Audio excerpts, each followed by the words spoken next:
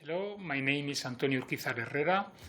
I am professor of art history at the History of Art department of the Universidad Nacional de Educación a Distancia in Madrid, Spain. I am part of the teaching staff of the MOOC Material Culture of Islam in Europe. I'm going to talk about Islamic heritage and identity construction, the case of Spain. I would like to start posing a couple of questions, and I will try to answer them later. How were the medieval Islamic buildings of Al-Andalus perceived in early modern Spain? And how have those interpretations impacted the modern views of those monuments? In the very beginning of the conquest of the Islamic parts of Spain by the Christians, troops coming from the north, those buildings were interpreted as medieval trophies. The perception of Islamic architecture in terms of cultural memory was established in 13th century historical literature with descriptions of the monuments captured as spoils of war in Cordoba and Seville.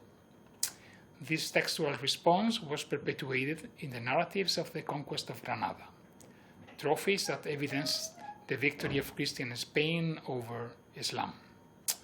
The more important those monuments, those Islamic monuments were, the bigger the victory was. At the arrival of the humanist idea of heritage in the late 15th and early 16th centuries, there were important changes in that interpretation. The humanist look at Roman ruins and the new ideas of history changed the way early modern people related to the monuments of the past. Monuments no longer spoke of the others, but they mainly started speaking about the owner's identity. Monuments spoke of our past, monuments speak of ourselves. This new situation created a certain uneasiness toward Islamic monuments in Spain. How could Christian Spain relate to monuments that stood for the memory of the Islamic part in the peninsula, Islamic past in the peninsula? How could that be negotiated in a context where all Christian countries in Europe wanted to connect with both the memories of ancient Rome and the memories of early Christianity? We can link this need to intervene in the memories associated to Islamic buildings in Spain to Pierre Nora's ideas about the lieu de mémoire. Islamic mosques and palaces started to serve as Christian realms of memory. For doing that, their symbolic content had to be transformed, and historical writing was used to achieve this. 16th century and 17th century interest in history, archaeology, and city descriptions helped the resignification of these buildings. History writers as Ambrosio de Morales, Alonso Morgado, Rodrigo Caro, Pablo de Céspedes, or Francisco Bermúdez Pedraza deployed narratives seeking for the Christianization of the monuments. Fake narratives pretending a Christian or classical pre-Islamic origin were invented to do so.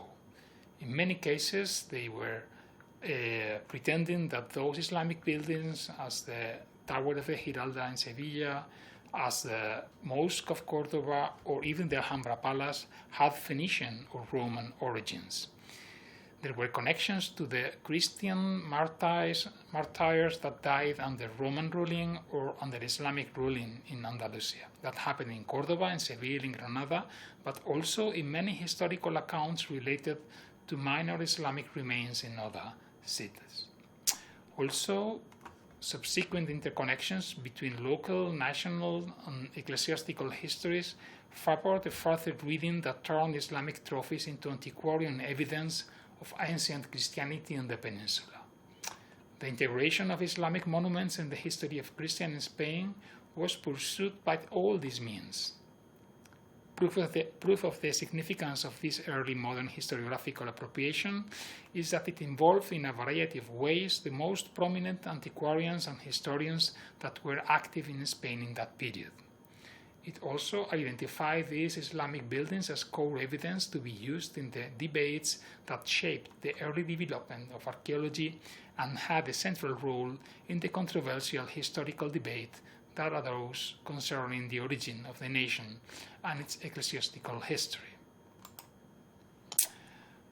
One relevant final question is how those early modern interpretations have impacted in modern views of the Islamic monuments of Spain. A variety of different layers have arrived since those early modern interpretations. The romantic touristic gaze have defined the exotic interpretation that still works very strongly. The post-colonial gaze, stressing of multiculturality and hybridism, has in a way connected to the romantic gaze, changing the balances but keeping the exoticism at the very center.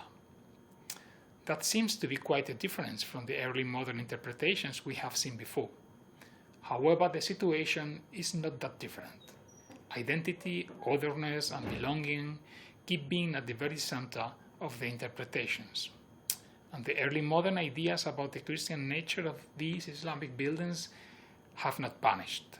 It is still part of a lively debate about their position in Spanish identity. Nobody says today that the Mosque of Cordoba was founded by Noah's grandchildren, as they used to say in the 17th century. But the Bishop of Cordoba still pretends that although built by Muslims, the architectural style of the mosque is fundamentally Byzantine and therefore Christian.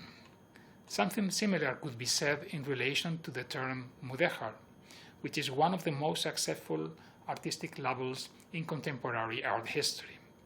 It was created only in the 19th century, and that concept of mudéjar refers to Islamic forms and techniques used in Christian art. But it is also a way to support the notion that buildings which were Islamic in appearance could be Spanish and Christian in nature.